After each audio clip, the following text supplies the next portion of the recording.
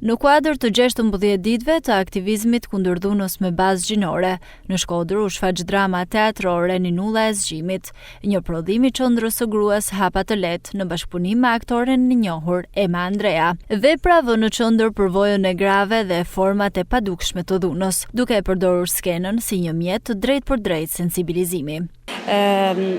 Historia merr shkas nga drama Robinson Reveal dhe është një dramë të cilën ne vendosëm ta quajmë Ninulla e Zgjimit, duke menduar që do t'i japim mesazhe të forta për gratë dhe vajzat të cilat akoma vazhdojnë të jenë viktima të dhunës në familje.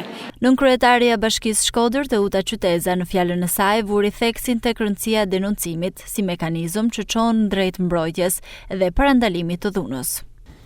Në këto 16 ditë të aktivizmit dhe të solidaritetit, që të gjitha bashkë, ka që jemi pak, ne duhet jemi shumë e tepër në solidaritet të njëra tjetrës, të çdo gruaje, të çdo mikeje, të çdo kolegeje, që vuan në heshtje dhunën.